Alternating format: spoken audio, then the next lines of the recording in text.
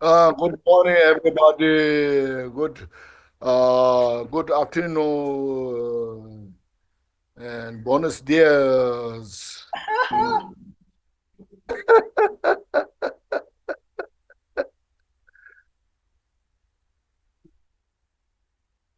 And good evening.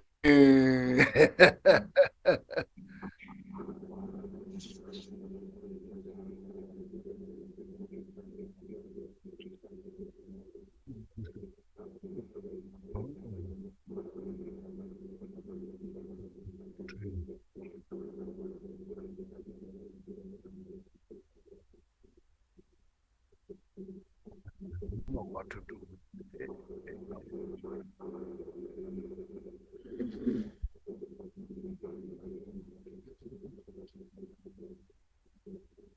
Save it. Cancel. Cancel. Okay. Okay. Let's check. Tao, are you still good? Yeah. Okay, good. All right, we're good. Everybody can hear here? Yes. Oh, can hear. That's good. Okay. We're with you, Khenchen La. Oh, yeah. We are from Chile, from Peru. Hello.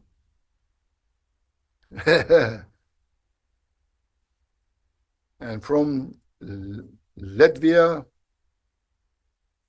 from Vietnam. We have a representative from different countries. Very good. Mr. Martin is here.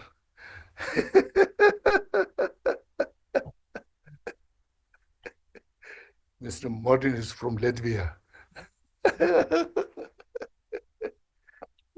I made him better shape, But he's trying his best, That's really good. Yeah.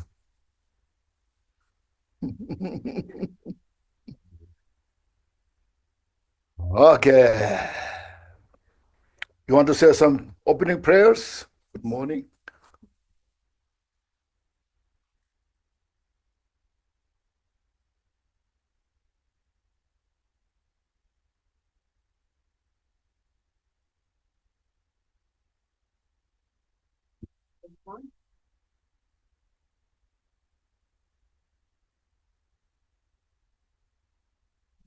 Especially those that obstructive environment and those who create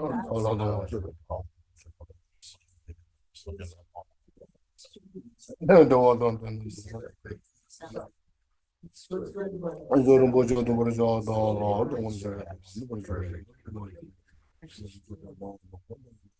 all other sensations, especially those that obstructive environment and those who create obstacles on their path to liberation and omniscience.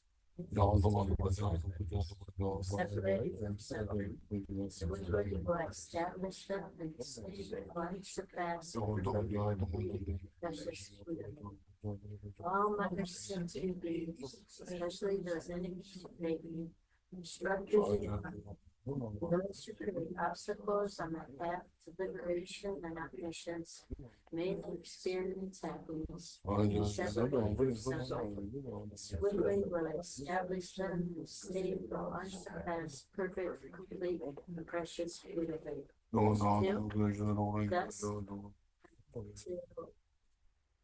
Thus, until I achieve enlightenment, perform virtues. That virtues body, speech, and mind. From now until all virtues, body, speech, and mind. Page 4. Till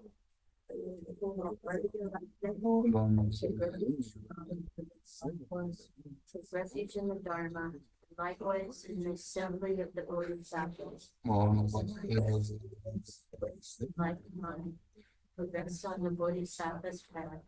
I too, for the benefit of all saints, birth to Bodhicitta, allow myself to accomplish the stages of the path. Until I attain the heart of enlightenment, I take refuge in all the Buddhas. I take refuge in the Dharma, and likewise in the assembly of the Bodhisattva. As the previous Buddhas embraced the enlightened mind and progressed on the Bodhisattva path, I too, for the benefit of all sentient beings, let myself to accomplish the stages of the path.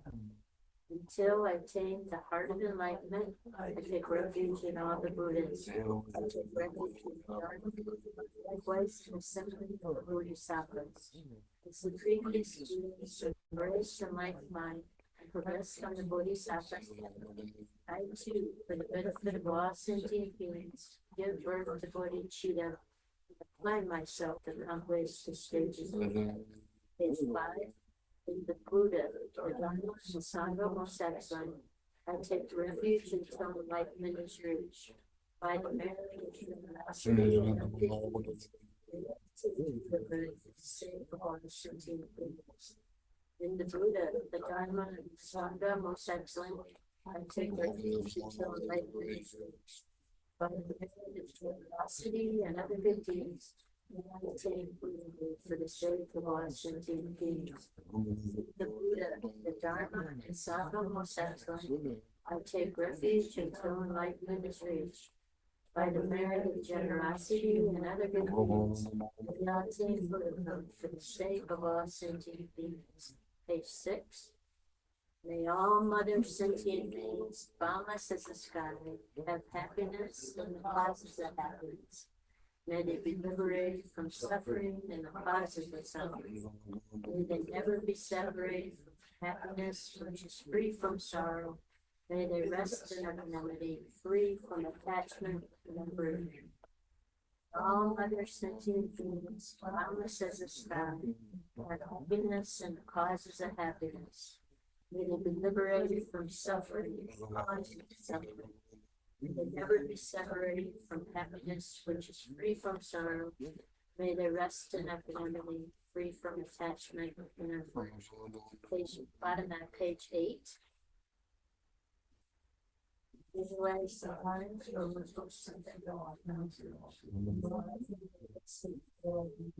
offers to them the following deeds of the great Bodhisattvas. I'm sorry, I said the wrong one. It's a summary. Yeah. It's a summary. Page 10. Okay. Whatever merit I gathered, prostrations, offerings, confessing, rejoicing, teaching and praying for the sake of enlightenment of all sentient beings. All this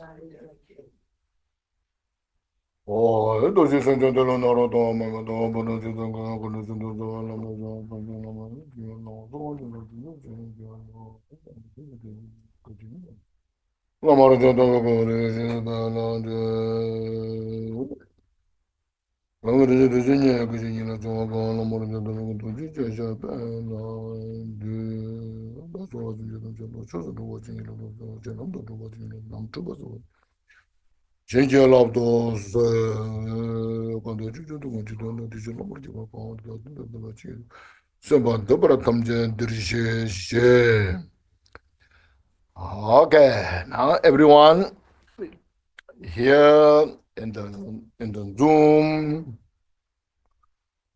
first we take a deep breath, inhale fully, and exhale all stress, and inhale all the loving kindness thoughts of the Buddha into us, and pervade the body and the mind, that loving kindness. So inhale fully,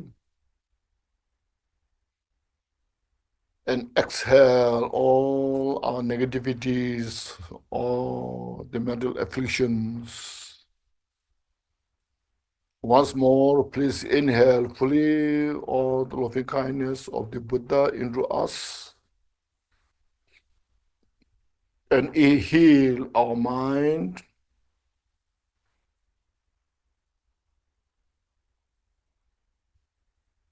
and exhale. So relax the mind.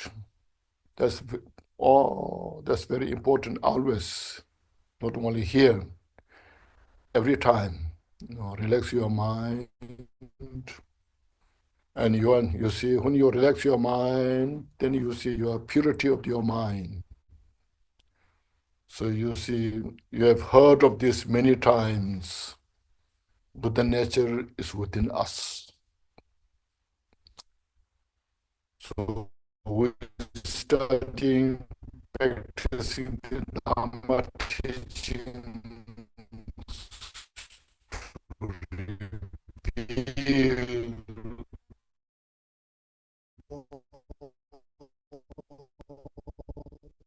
our dualistic negativity and to make the mind spacious, unconfined to vastness of the mind, just open, which is within you, within us. So reflect on this. We meditate. We practice this. This is our daily practice. As I mentioned many times, Buddha's teaching, the Dharma, is not just a religion. Some people say it's a religion because Buddha found it. Then, since Buddha found it, some people say it's a Buddhism. But in reality, it's not a Buddhism. Buddha revealed when he was as a Siddhartha, went through all these different methods, step by step. He heard of all, at that time, all the different teachers, what they're teaching about, talking about. He received those teachings. He himself experimented all those things. Then finally, he revealed the reality, the nature of the all phenomena, which means what are the suffering and what are the causes of the suffering. What means free from suffering? No.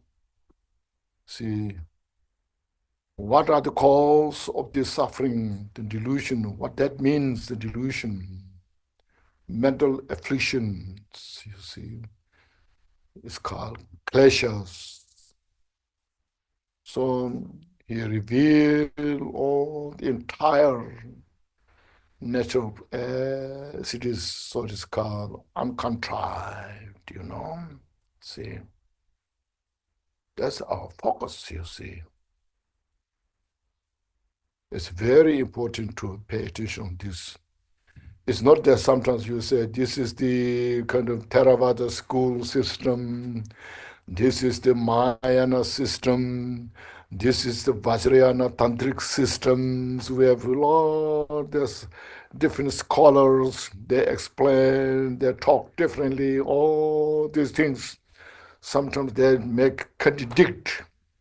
So, Vinaya not allowed, this, Vajrayana tantras are allowed, this, And in the Vinaya, Buddha prescribed these things, and then prescribed these things without knowing what reality, nature as it is.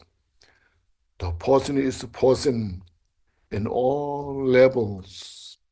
Medicine is a medicine for all levels. Loving kindness, which I just wish,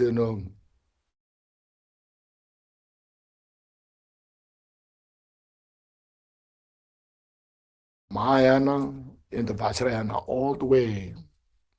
And the selflessness, the nature of the selflessness as it is taught in the Vinaya system, in the Theravada system, in the Mahayana system, in the Vajrayana system as well. You see, because we individuals have only one mind.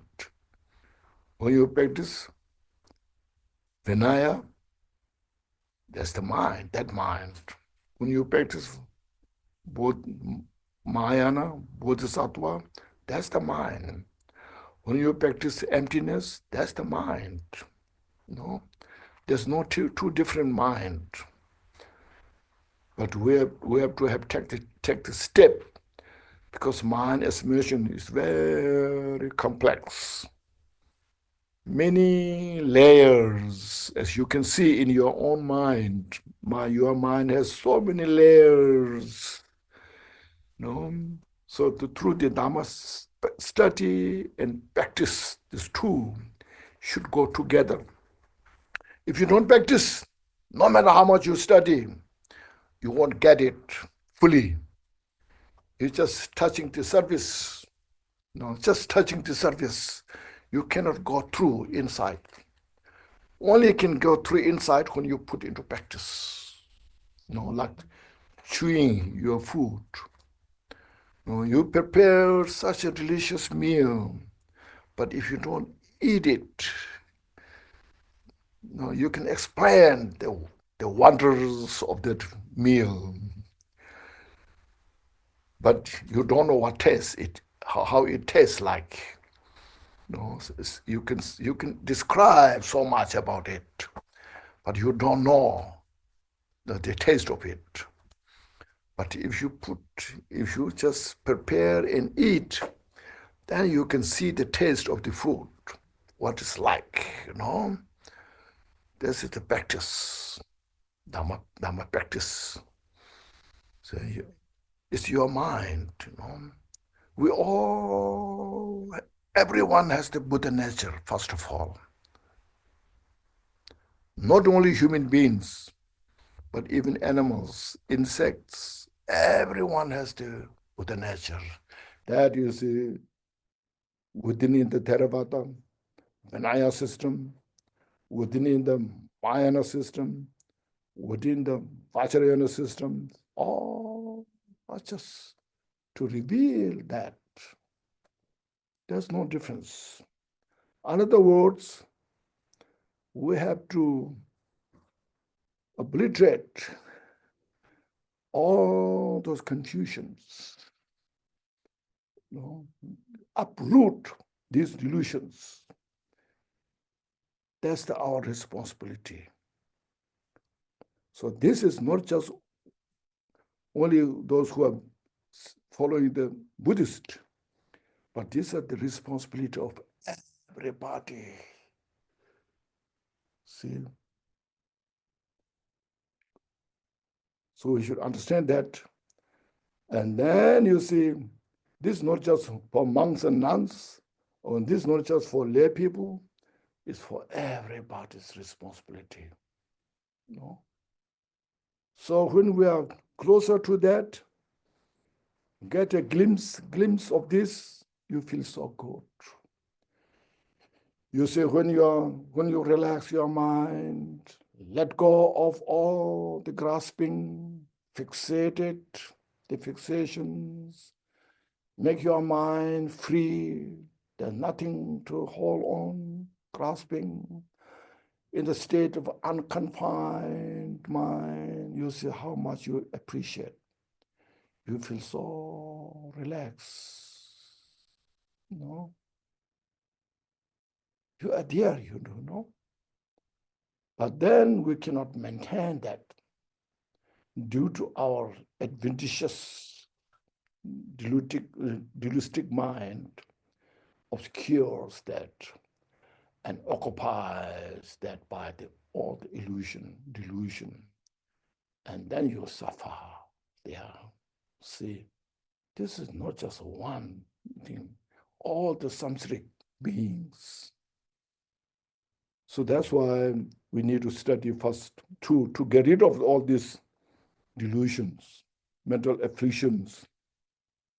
First start with the we are craving that. We are craving our dualistic experience. And because of how much craving, how much you crave on that, follow on that, and there's no one day you are free from suffering, no matter how much you try. You see? Make sense? So look at this. We have to make sense. Our life is busy. Life is short. Precious human life is so precious. Precious human life is so precious because the precious human life has all the potential to delete all these obscurations, to get rid of all the delusions. Like say, you have like dog, you have a cat. You tell your God, the dog and the cat, a smart dog, smart cat. Say, you should study Dharma. You are suffering, you are in the Samsara. The dog and the cat has no idea what you're talking about. They don't know what is non-virtue. They don't know what's virtue. And we, human life, the intelligence we have, mental capacity that what we have, it is such a powerful potential. By understanding that, then we have ability to purify all obscurations. This we cannot buy from outside. Even you have billions go around all over the world, you cannot buy that we have to have within us. That's called precious human life. We dare not waste that potential. So to release that grasping, then see, first contemplate easier way, everything's impermanent. Everything is changing. Nothing lasts long. It's not a Buddhist belief. It's not something negative things. It is such a precious method to reflecting on that gives you all the awareness. You can appreciate your precious human life, which is also so impermanent. This precious human life, which has all this capacity, ability, all these excellent qualities, doesn't last long if we don't use it. So we have to use it as best as possible. Because at the time of the death, when I say time of the death, sometimes looks like negative death. What you're talking about the death, but we'll die anyway one day, It's not a joke. It's reality. We'll face that. Now I say, it reminds me so much, you see, because when I came to this country in the 80s, when I started a center in the Washington, D.C., I have so many wonderful friends. There are so many wonderful center members. Now it's 2025. So many of friends, center members have died. Some are very old, Are you in the middle of politics or something? No, Khenchen's giving a teaching on Zoom. So you see, these are reminding. Dharma is so precious. Dharma can only help us to free from the entire suffering. See, otherwise, you see, look at, I'm just reminding all the time, not just today. I mention anytime, anywhere when I go. So the great politicians, very famous politicians, have they found total solution of this suffering? You see, great business people who has millions and billions, have they found total solution of the suffering? Have not. The Dharma, you see, if you read all the histories, is over 2,600 years. During those times, how many are free from this suffering? Great teachers. You read their life stories, read their teachings. So these teachings, still we have this, our time. We just simply need to follow it, and practice the Dharma teachings. So this today, what we are, this Saturday, last Saturday, and today we are going through is very important topic. It's mentioned the Samsara, Nirvana, the two sides of one hand. That same nature, but Nirvana inside the hand, Samsara outside the hand, but one hand, same nature. So that's why it's last mentioned how we wander in the samsara. You see, there's in all the dharmas have the characteristic of space. So whether samsara or nirvana, everything comes from this space. It's out the outer all phenomena. You see this planet, this earth, the air, the fire, the water, all depends on the earth, on the space. Nothing is exist beyond the space.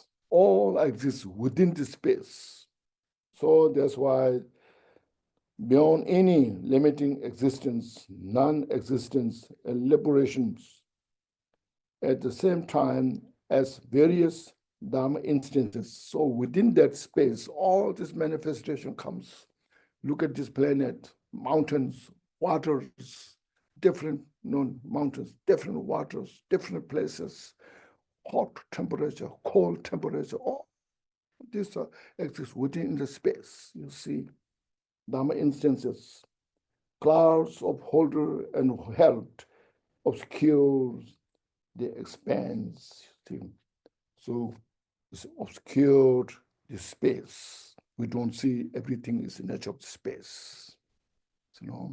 Look at the mind, all our mind, mental delusions, mental activities you see in your, look at your mind, how many thoughts are coming every second, constantly.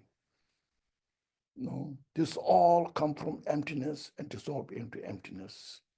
But we don't realize that holder and held, duality, basically, dualistic, I am, there are. And we just struggle within these two.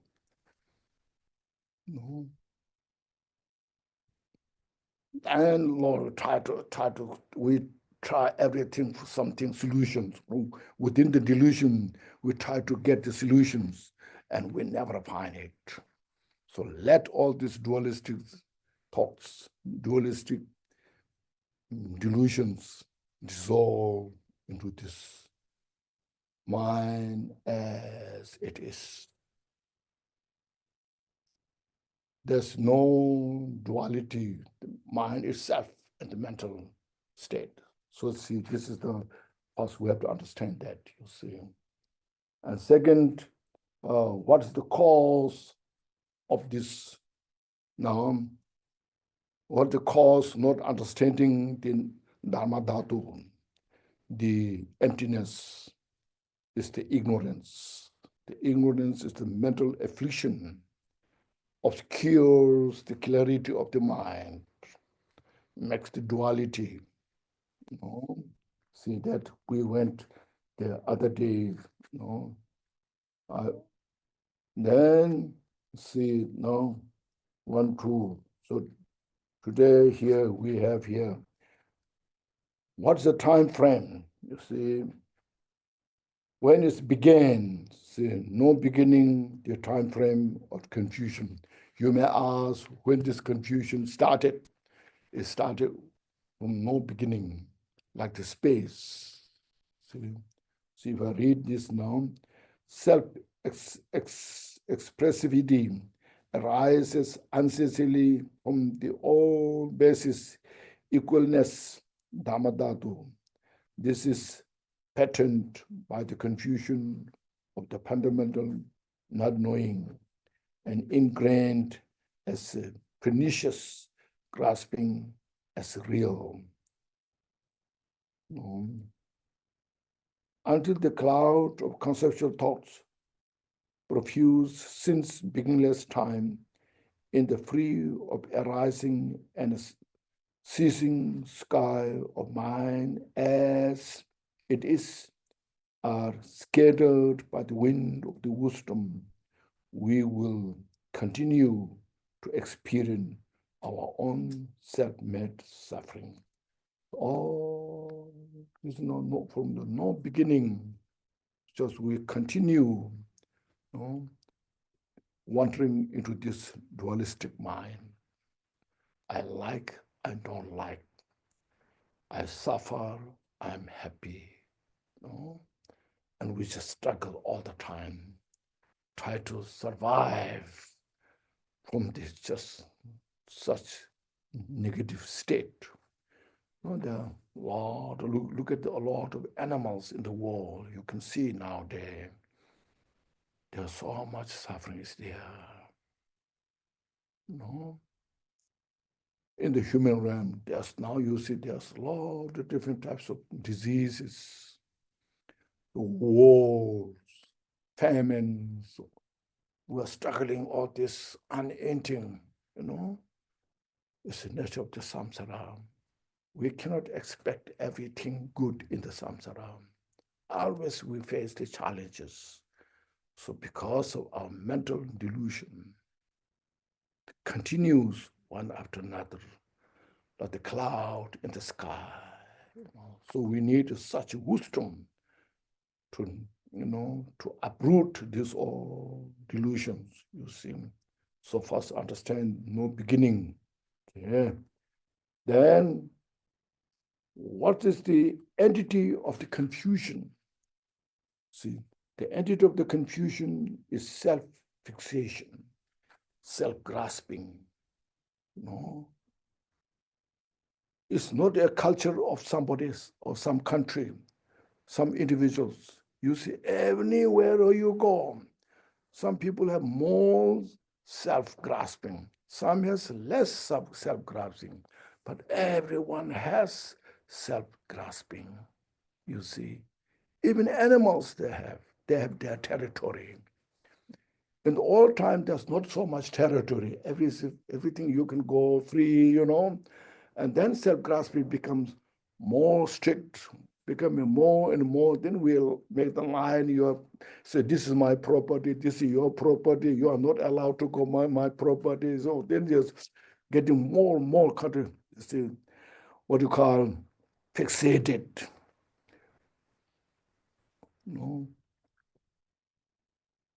There shows, then we have to make such a kind of, there's a line, it's each, this your territory, this is your line, this is my line, So, look at this. So that's a saying here, self-awareness, unrecognized, grasp as self, self-appearance, misunderstood, grasping as object. So then there's a subject and object, see? And then, how emotionally afflicted are we, sentient beings, trapped in the wheel of samsara by this dualism, you see? We are in the cocoon of the self, trapped in the cocoon of the self. And then you see we suffer helplessly. We cannot share to others. A lot of territorials, And then on that, we make the law. You see, a lot of laws. Have to make all the laws because there are a lot of disputes. So to solve this confusion, the disputes, they have to make laws. So then all this. Then there's lawyers, the lot of lawyers come there, and they argue each other, If everything's really law is in the legally law is the clear, why we need the lawyers, It's very strange,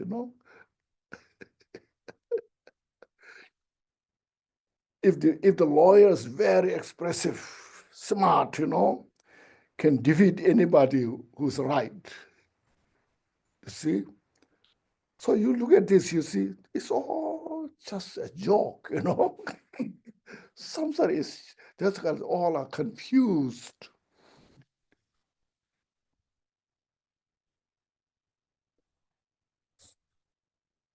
And there's a lot of fear, you see, a lot of hope and fear. We all have this. It's because of the self-grasping. Okay. Hold. So because of the ego, they're holding unclean to be clean, impermanent to be permanent, suffering to be happiness, and selfless to possess selfness. These four perverted mindset anchor us in the artificial and temporary cyclic existence that is samsara. Everywhere, same thing, you see. We share these four thoughts, unclean to be clean. Everywhere you go, permanent, impermanent to be permanent, suffering to be happiness, and selfless to possess the selfness. These four thoughts shared by all the people in the world, no matter where you go. You see, that's the Dharma. That's the wisdom of the Buddha. You see, it's not a culture. It's not a just belief system. It's the reality nature that we all have this and we suffer from this. See? So it's very important for us to understand where we are exist, what we're doing, where you are confused, why we're suffering. So these are very important to identify. Should have wisdom, Then we won't talk, We won't say, oh, this is that, you are monks and nuns, you are supposed to do this way. We're lay people, we are supposed to do this way. There's not anything you're supposed to do this, we're supposed to do this. Okay. We should have such a wisdom that captures the message of the universal wisdom.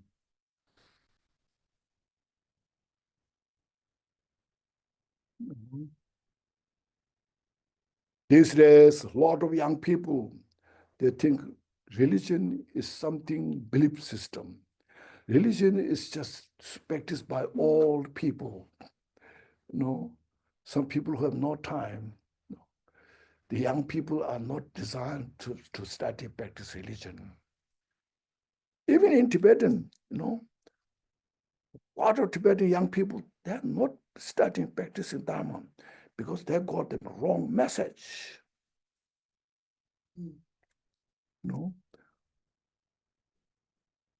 So we need such kind of message that everybody should understand the point.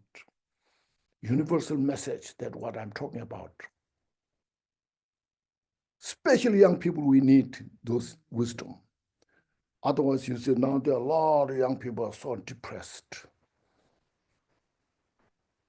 They are so stressed. And they have no support.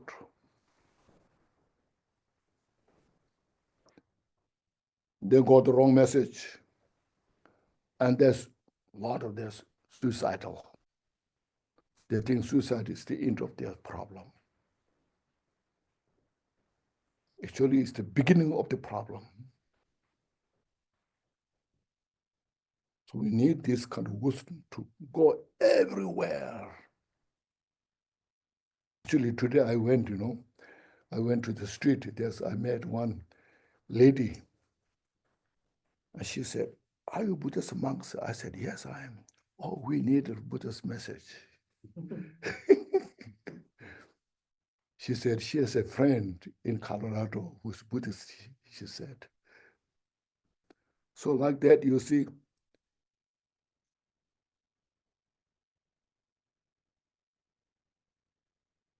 Buddha's wisdom can go everywhere if you have interest and if you have nerve, and ability to see that. Yeah. So understand that. Then number 5, in what way it is confused. So how we are confused in the samsara. These are so important point to see this. When mind as it is, uncontrived mind, pure mind, we should say. Everyone has the same, is not realized to be free of elaboration. When we have not recognized our pure mind as it is, there is a conceptual model of outer and inner, container and content. You see, there's a model of outer and inner, outer universe, inner sentient beings. The outer planet is which all the content. All the sentient beings are container. See, it's all confusion of attachment and aversion. As earlier mentioned, on the base of that ignorance, then there's a ego, I, and you see. Then we attach to I, myself, and we have aversion to others. So it's an attachment and aversion, That is called holder and held. I am the holder, and objects of the held. Arises from the fixation on the self and others, you see. This is such a precious wisdom. We should reflect on this. We don't need so big book to describe this. Just a few lines gives you the innate wisdom just to capture it as it is. So we just meditate on this, reflect on this, identify this, recognize, that makes sense. So these are, we can reflect within our own mind. We have the potential within us. Reflect on it. See?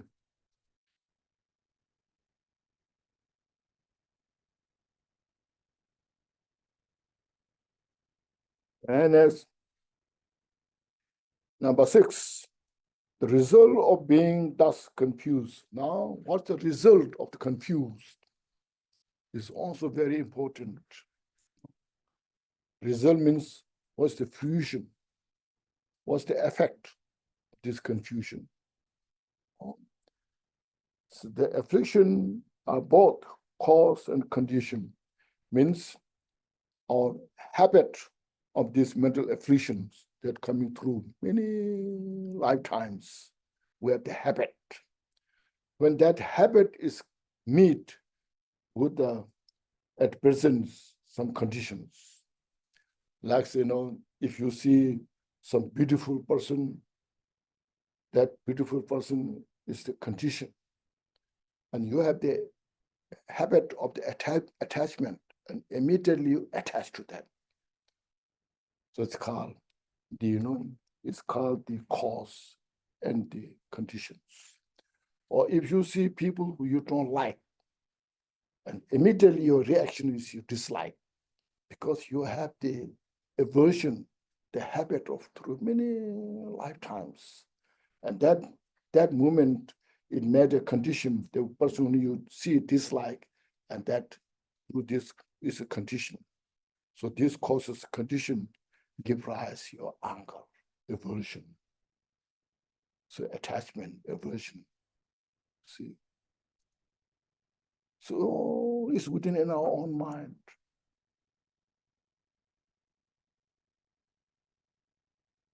This is not just a religious belief.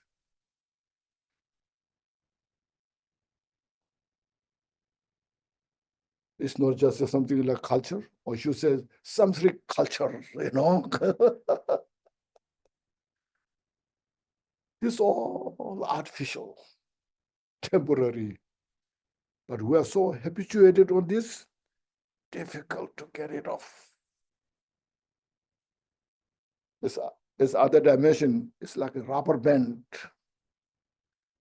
When you study this, contemplate, analyze, they say, oh, yes, it makes sense. Yes, yes, yes.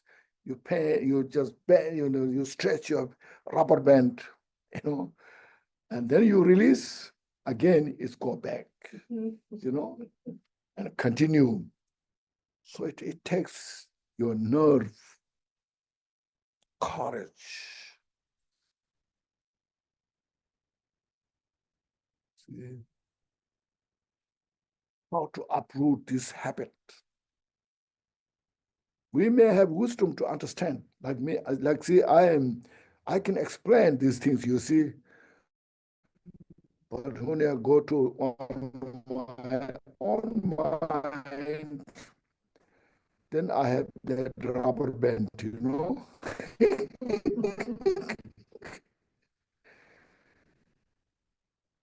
So I need my own mindfulness, awareness. I cannot pretend to say, oh, I'm good, I'm okay. When you come to the critical point, then it's not there. So Dharma, study, practice should go together. Nowadays, there are some who says, if you don't practice, no matter how much you discuss, read books, you get only 10%.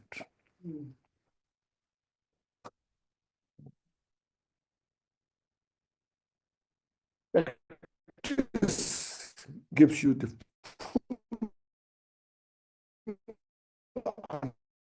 understanding.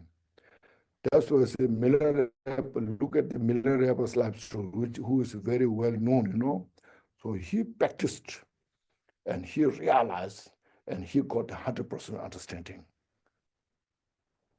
So his songs, you see, we can read his writings or songs. So precious. It just directly it touches our heart.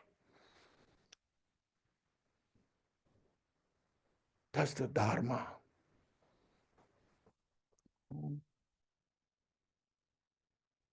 This we need in the world nowadays.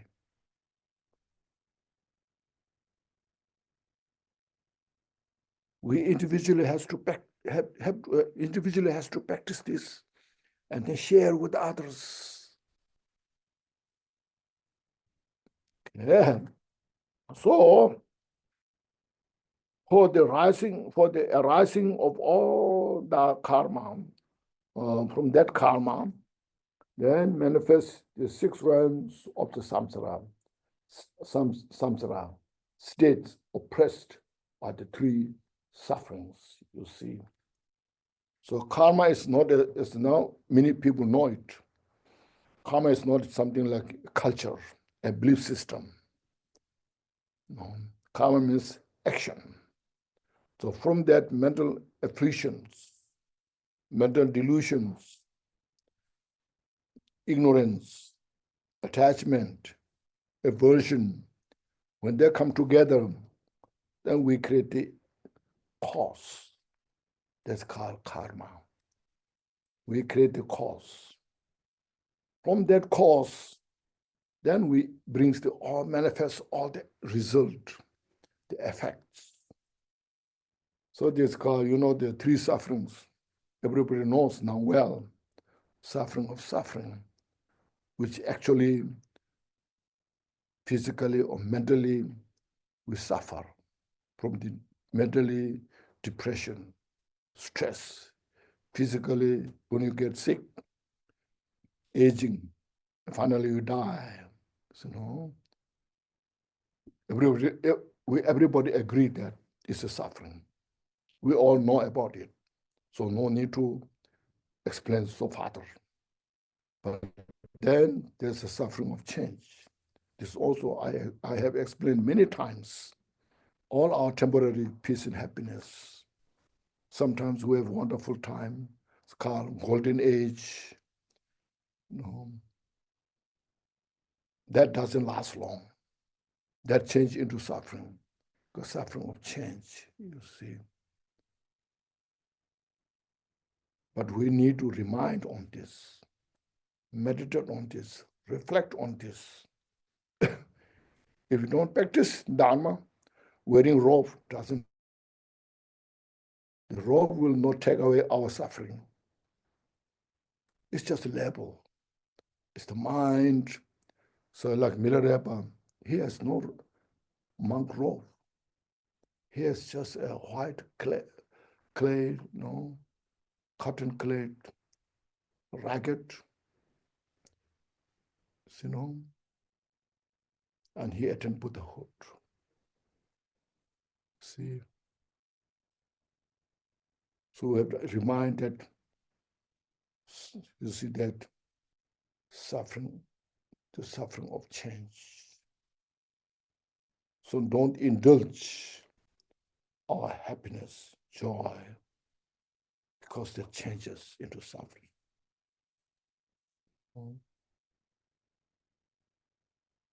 Our young age, good health can change. As I mentioned, in the 80s, I was very energetic. I travel around everywhere. I can run the centers. I can translate all the Dharma books. Sometimes when I go to bed, today I didn't see outside. Whole this day inside translating, working, writing letters. But now, not much energy. Even though I want to, but it doesn't kind of function enough. So I have to accept my limitation. So it's suffering of change.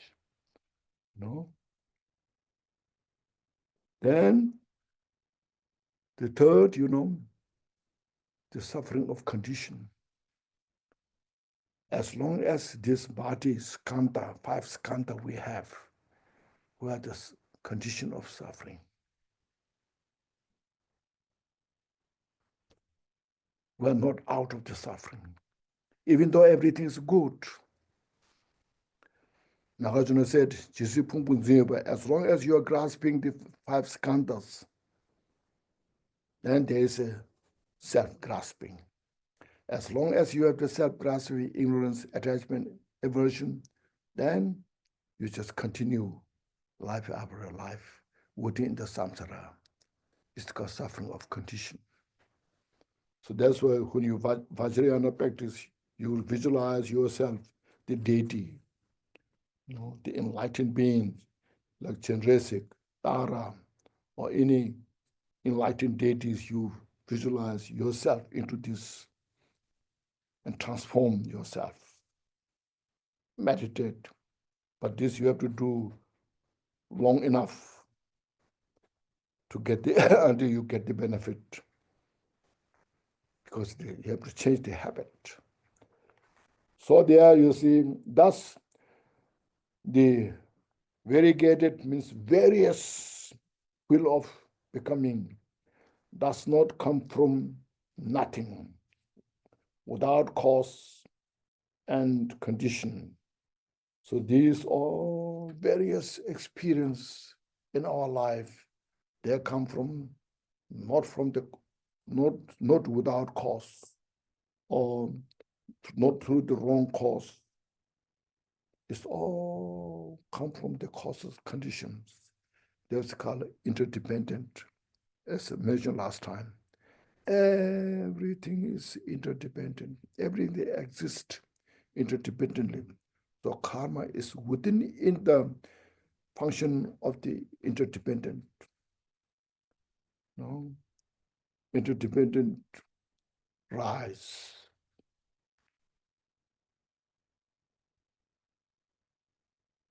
The whole system is very complex.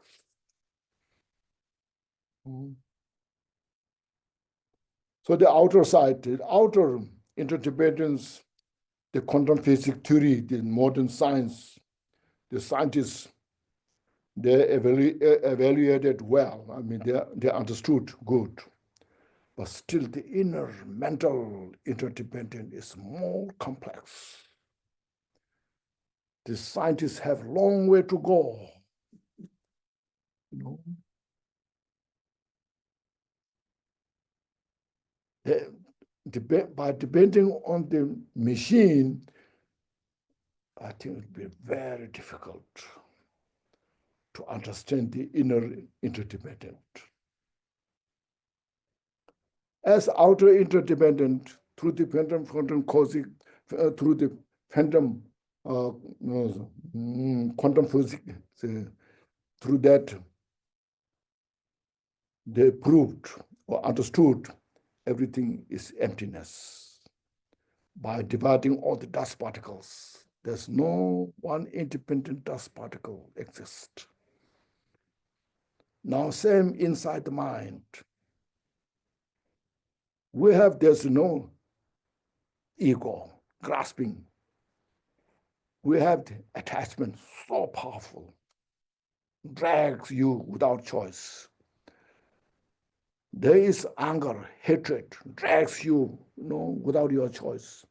So strong, powerful. But if you investigate, where are they? Which place? You cannot find one independent entity.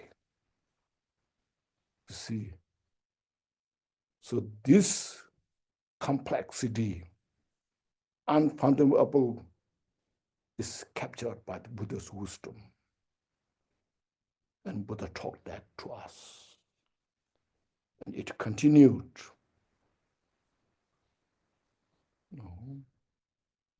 So now we need to put into practice, not take as granted, but take the responsibility to our own benefit. Then, as a minor practitioner, which will come later, practice of loving kindness, compassion, and bodhicitta, for all other sentient beings. We need to share these others, to stay these precious Dharma teachings in the world. Dharma teachings cannot exist in the outside temple.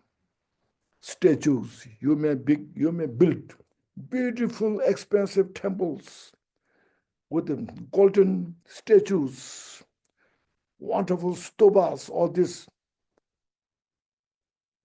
They are not Buddha's teaching. They are just simple. Buddha's teaching is in the mind.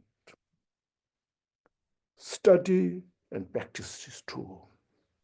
Study and put into practice.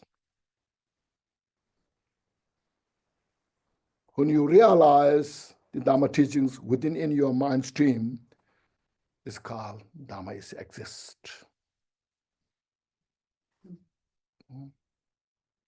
If you're not realized, Dharma is not exist.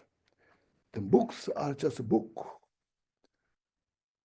You may have a beautiful libraries, all the conjures, teachings of the Buddha, and the dangerous, all this, but they are just book.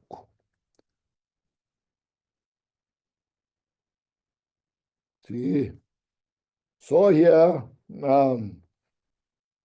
see, object to be realized by the wheel of the wisdom. See, some of the time, from beginner's time through today, we have enjoyed the glory of the gods. Some of the time, we have experienced the blazing fire of the hell. See, in our life, from beginner's time, sometimes we are born in the hell realm, suffer so much. Sometimes we enjoyed our life so beautifully, so luxurious life.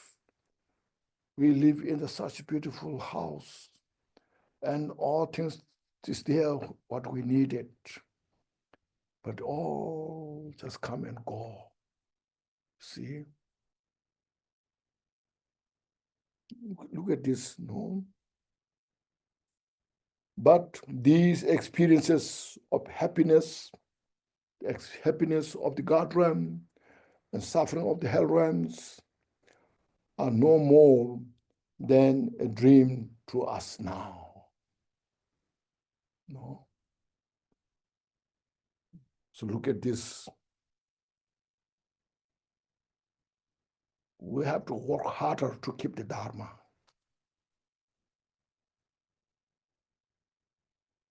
If you don't practice Dharma, sometimes you ignore what to be done, and sometimes you delayed. All these things, we miss the opportunity. Then it's not there when we need it to reflect of the impermanence. Everything is changing. Reflect on the suffering of samsara. Everyone in the samsara, they're suffering. Look at all, as mentioned, the poor animals, they're suffering so much. Really, so I must practice bodhicitta to help them. Not just a matter of sentient beings, but we just say, we call human right, animal right, the right of all sentient beings. Everyone has a right to have peace and happiness. Everyone has a right to free from all the sufferings.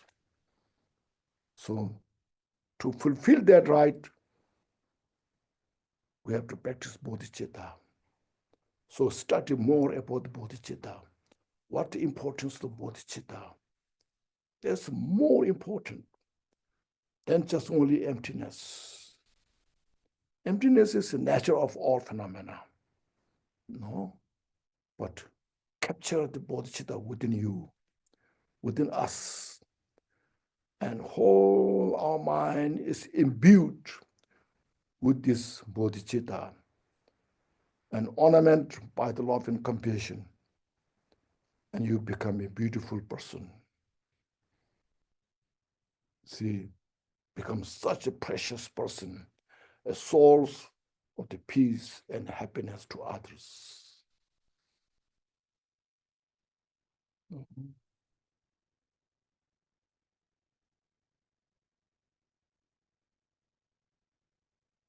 See, all manner of attractive things are possible with the modern science and technologies. Because the modern science and technologies, all the wonderful things are possible, you see. You can see now, last for 40 years, last for 50 years, how much things have changed. Amazing things are manifested, discovered. Look at this, all is possible. still more possible. No? So you can imagine those, you see, anything is possible because of the science and technologies. See? First, when I came to US, there's no wireless phone. There's only phone, what do you call it? Home phone, Then middle of 80s, maybe later part of the 80s, then there was some few, I found, say, wireless phone, So see, and before we just letter we write, mail, Then later one became fax, started the faxing, It lasts only 2 years. And after that, it came email, you see. So how things have changed, because of science and technologies.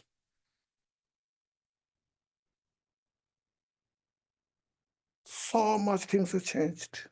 So that's why I'm saying anything is possible. Okay. But try to obtain happiness from them is like trying to quench our thirst with mirage water. No matter how much technologies are advanced, if you try to get total peace and happiness from that, it will be very difficult. When you are thirsty, look at the mirage river. As you try to get it from that to quench your thirst. That's, you see, it's very good analogy,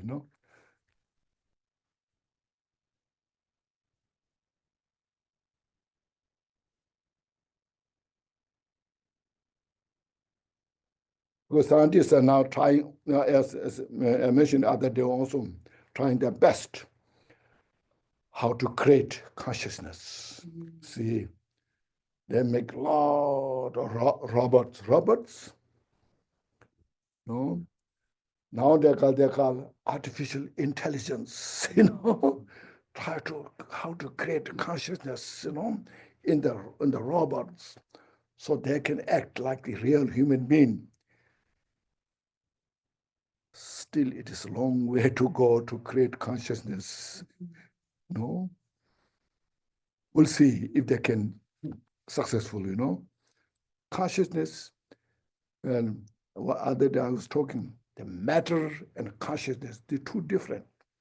All the matters are created by the consciousness, and all the consciousness created by the consciousness. But matter has not created the consciousness yet. So you have to take care. Your consciousness is very important. Most important, your consciousness for your own benefit. The matter how much is developed, difficult to get full benefit. But you can get full benefit from your own consciousness, from your own mind.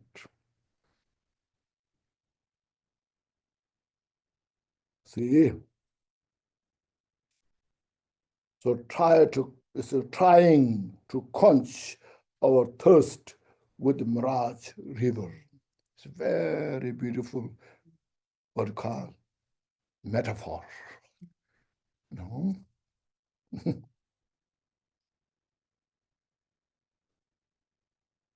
While wanting happiness, we experience only suffering. And we will not find release from this abysmal suffering until we have abandoned our karma and mental affliction.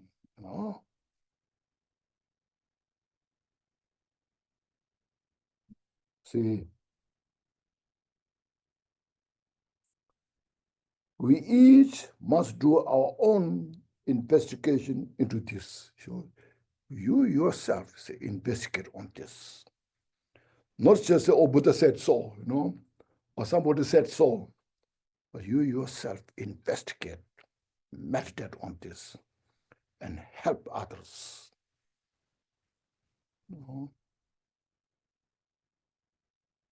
These are very profound message.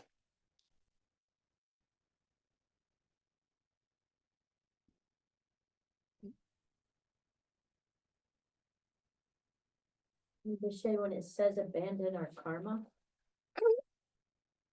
what does that mean? You try. Break your habits?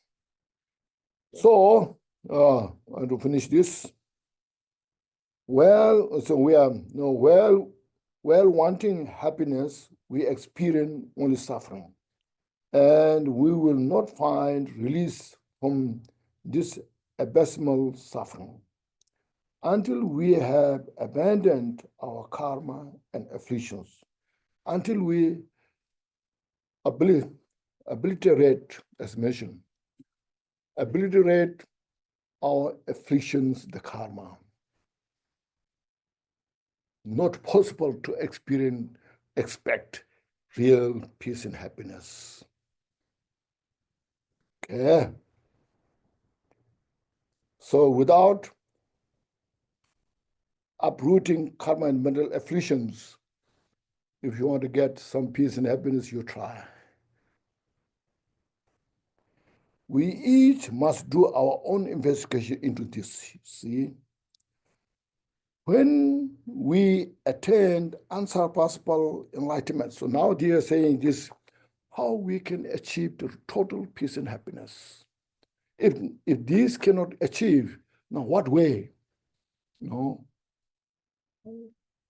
How we can get real peace and happiness? Now he's saying, when we attain unsurpassable enlightenment, we will find the nature of confusion to be none other than wisdom. See, then our confusion no longer is a confusion, it's only wisdom. See, so through this study, practice of Dharma, you meditate. Where's your ego?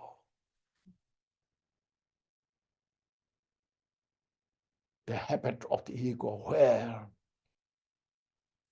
you meditate on this, relax your mind.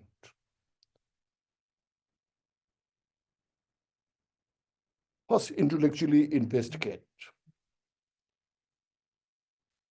Outside the body, inside the body, in the mind, all this, this called contemplation. Then meditate on this. These are nothing but empty. It's just a label. It's just a habit.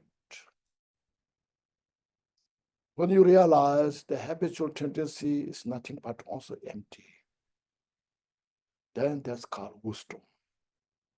When you have that kind of discriminating wisdom or awareness, then you see your mental affliction is nothing but wisdom. You see. So this is saying, see, wisdom, and all will remain of suffering will be its name, just a name, just a label. This is the way to annihilate confusion. See how you can free from the suffering.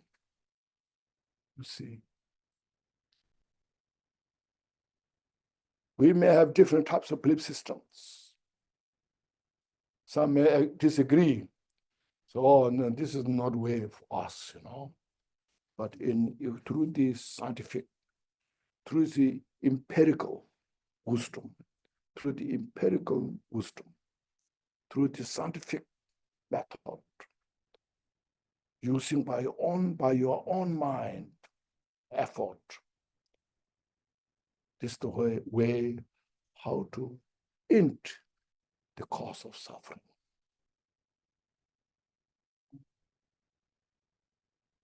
So that's why you see how Buddha's teaching is precious. It's for all of us. some scholars may have different explanations. They can communicate many different ways. That's okay. But we individually have to have this kind of ability, to say, we have to have the ability to penetrate this kind of wisdom. That's why I say, the Kampupa's teaching, four dharmas, it's called four dharmas of Kampupa. First, we have to follow the dharma, follow the mind into the dharma. Mind follow into the dharma. Dharma may follow into the path. See? And then the path, all the confusions may dispel from the path. And then at the end, the confusion rises as the wisdom. So this shows the same exactly here. The nature of the samsara itself is nothing but nirvana. But first we have to understand this.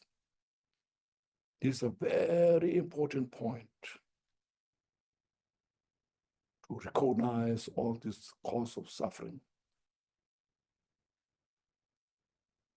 And then we can follow the path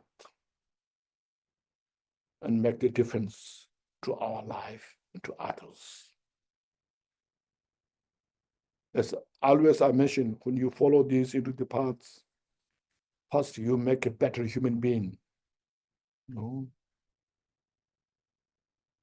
From confusion, when we are so confused, there are some individuals, first they are so confused, drugged, intoxicated. It's just half like soft human being, Then you understand where you are in the wrong place. You try to change slowly. And then Buddha's teachings first, you say, you try, take refuge. When you take refuge, don't do this, some simple advices. After taking it, then say refuge, then you try to take the 5 precepts, or even 1 precept, 2 precepts, whatever you can. Just how to improve your life, how to make a better human being. In other words, less suffering. There are some people who are so drug-addicted, so confused, and suffering so much,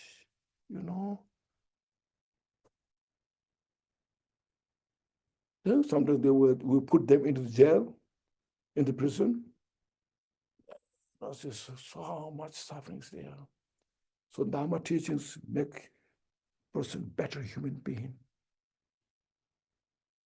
See, that's why you should admire the Buddha's wisdom, how Buddha captured the universal message and how to heal that suffering. And practice Dharma. That's why I say practice Dharma joyfully. So I'm so fortunate. I have this opportunity. You cannot enjoy drinking a lot of alcohols. You cannot enjoy so much in the what you call that, dancing and all those things. But you can enjoy your life being a simple, but mind free from all this delusion, and have such a great peace and happiness. You see, you can see that when you practice it. When you practice, then you don't notice, you don't know. Milarepa once said, those who practice, they can understand the point. If they don't practice, how you can say it is so good? Because your mind is miserable, You read all the Dharma books, but still your mind is occupied by all these mental afflictions. Suffering is there, So we know how to relax the mind, how to then put into practice, how to promote Dharma in the world, into society, so we can make the difference.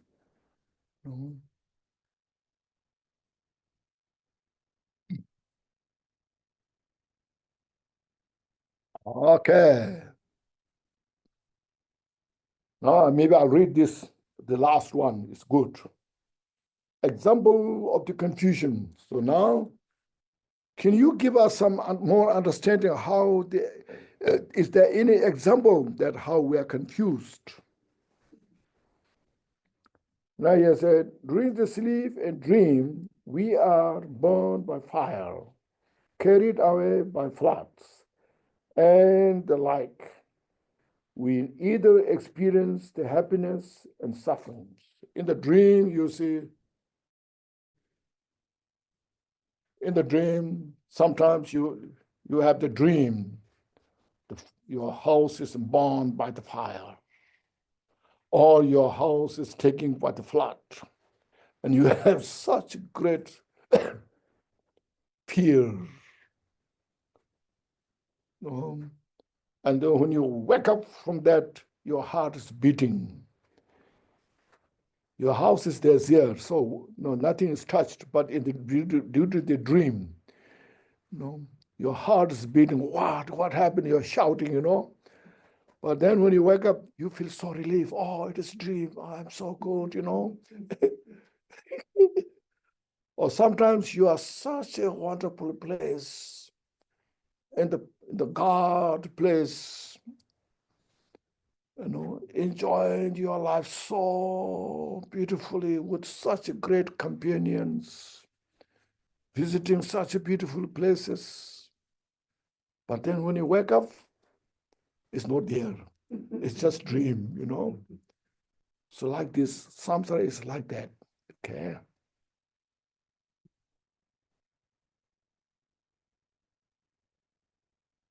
It's beautiful,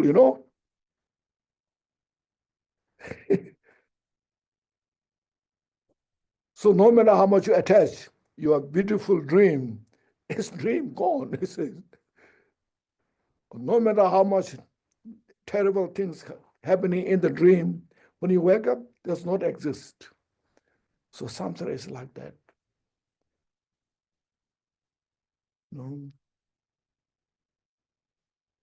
When you go to such great, kind of sickness, oh, so bad, you may die today, and you go to hospital and doctor checked, and the doctor is so good, help you to get out of that, and you are free from that, then your pain is like a dream. It's disappeared. One time you have such a terrible state. I may die today due to this sickness. Then, because the doctor treated so well, you are totally relieved from that, and you feel so good. So that experience that you had threatening, the experience was disappeared. Now you're feeling so good.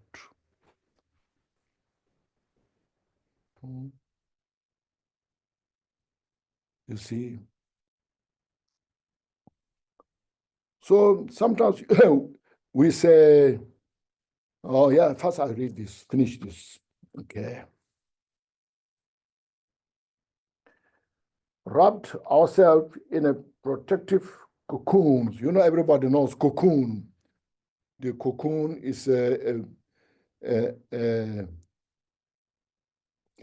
big insect, the larva, wrapped by that, in a cocoon, wrapped, So we are wrapped by our own mental cocoon. And we suffer terribly there. Our ego is the one. We are trapped, wrapped up by our ego of the cocoon. We suffer there. If you release your ego, make your mind free, and you feel so peaceful. So hope and fear involved with the ignorance, grasping as real and is that right? Yes. And attachment, aversion that produce our state of samsaric confusion.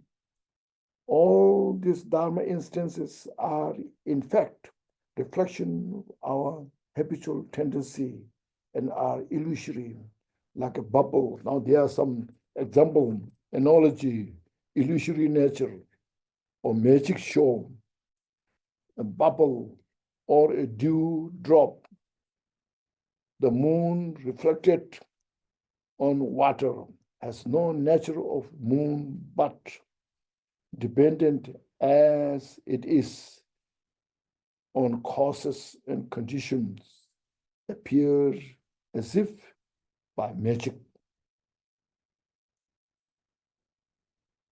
So read this very carefully, contemplate how we are confused in the samsara, how we are wandering in the samsara. There are 7 points. So contemplate on this. And this afternoon, then we will go through how to get out of this. All the Dharma teachings that we have studied, that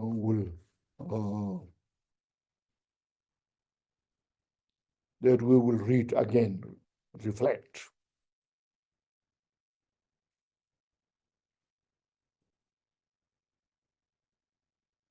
Okay, everyone is good?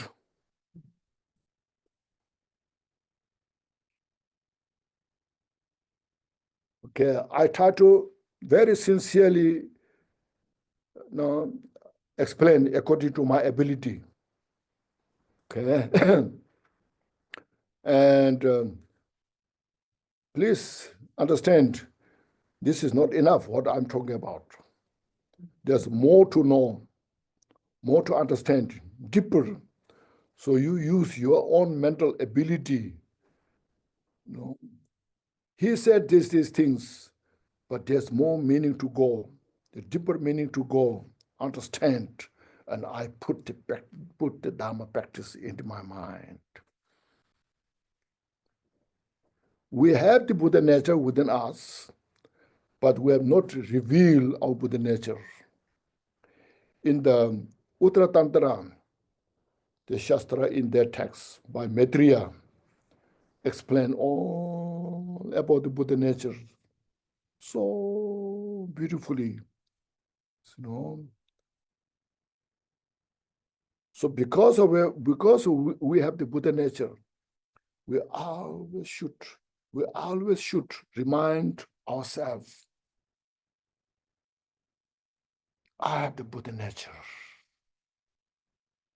If I try, I can do it. It's not depend on somebody else. I don't have to make such a big offering to somebody else to get my Buddha nature. You yourself, I have the Buddha nature. You build confidence yourself. You build courage yourself.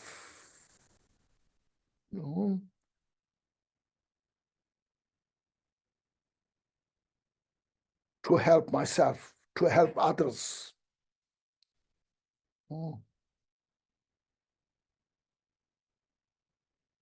Okay. Now please take a deep breath. Inhale.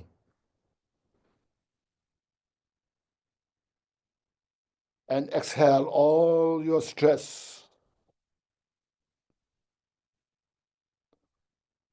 Once more, please inhale fully.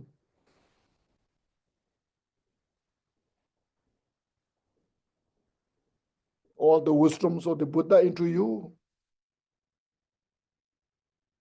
And exhale all the self-craving. Purify. Once more, please inhale fully. And just look at your Buddha nature. I'm so fortunate. I come to know that the Buddha nature that we have within. Buddha nature doesn't mean for Buddhist. Buddha, you know, Buddha means awakened mind, you see. It's not the Buddha in the statue painting Tanga, you know. So Buddha nature means awakened mind.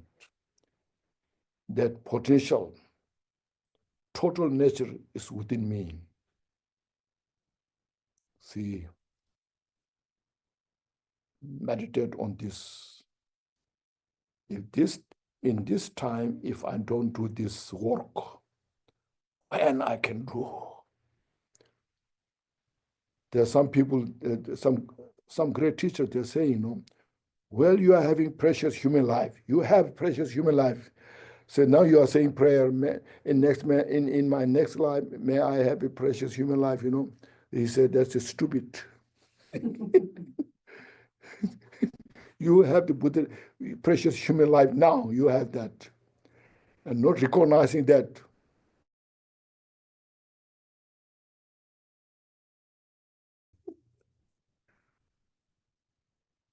As long as you live, you have the precious human life. Never late. Start from today, now. No. Okay, thank you. We say a short dedication prayer. Okay.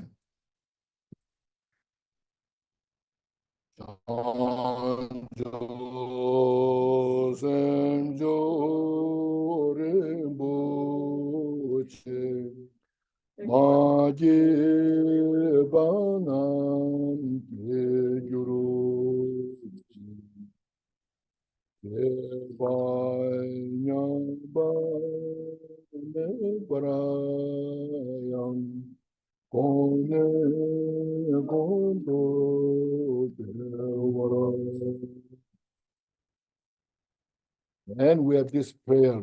Yeah. I have this.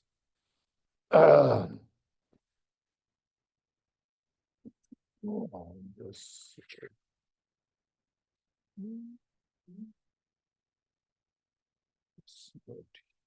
Yeah. Almost 34.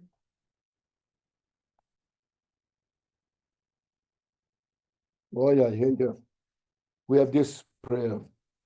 By the virtues collected in the three times by myself and all beings in Samsara and in Nirvana, and by the innate root of virtue, may I and all sentient beings quickly attain unsurpassed, perfect, complete, precious enlightenment. By the virtues collected in the three times by myself in all beings in the Samsara and Nirvana, by the innate root of virtue, may I and all sentient beings quickly attain unsurpassed, perfect, complete, precious enlightenment.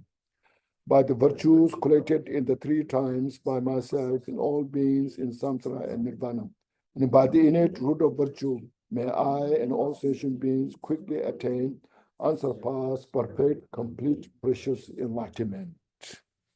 Okay, thank you, everybody. See you. Thank you. Yeah, Thank after you, the Khenchen. Thank you.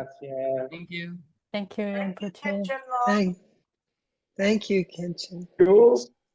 then we'll have some discussions after this in this afternoon. Okay, after the talk. Thank you. Okay. What do you think? Sounds Okay. good. So 2 hours break. 2-hour Your break. dinner, your dinner or lunch or snack, whatever you like. Or Bye-bye. Thank bye-bye. you. Bye for now. Thank you.